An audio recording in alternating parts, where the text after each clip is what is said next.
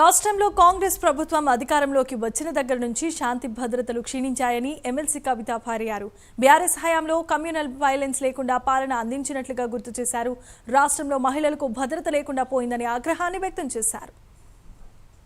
ఇతర ప్రభుత్వం కేసీఆర్ గారు పక్కకు తప్పుకొని రేవంత్ రెడ్డి గారు వచ్చి కరెక్ట్గా 13-14 నెలలైంది. క్రైమ్ రేటు 20% పెరిగింది. క్రైమ్ రేటు 20% పెరిగింది. మహిళలు ఎక్కడ కూడా సేఫ్గా ఉన్నామా, ఇంటికి పోతామా అనేటటువంటి పరిస్థితి ఉన్నది. కాలేజ్కి ఆడపిల్ల పోయిందంటే ఇంటికి వచ్చే వరకు రందయ్యేటటువంటి పరిస్థితి ఉన్నది. శివారు ప్రాంతాలలో ఎవరైనా ఇల్లు కట్టుకొని ఉన్నారంటే దొంగలు ఎప్పుడు పడి ఉన్నది దోసుకపోతారు అనేటటువంటి పరిస్థితి ఉన్నది. ఇవాళ పొద్దున్నే మళ్ళా లొల్లి ఏంటిది, శివాలయంలో ఎవరో తీసుకుపోయి ఏందో వేసిరట హైదరాబాద్లో ఓల్డ్ సిటీలో. కథం షురు. 10 ఏళ్ళలో ఎప్పుడన్నా విన్నారా అమ్మ ఇటువంటి? ఎవరైనా హిందూ ముస్లిం అని కొట్టుకున్నారా కేసీఆర్ సార్ ఉన్నప్పుడు?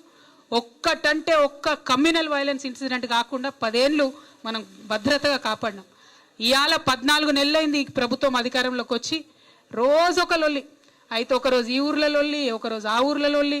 మొన్న ఆసిఫాబాద్ పోయినా నేను జైనూర్లో, అక్కడనైతే 3 నెలలు కర్ఫ్యూ పెట్టి ఇంటర్నెట్ కూడా బంద్ చేసినటువంటి పరిస్థితి అక్కడ ఉండే.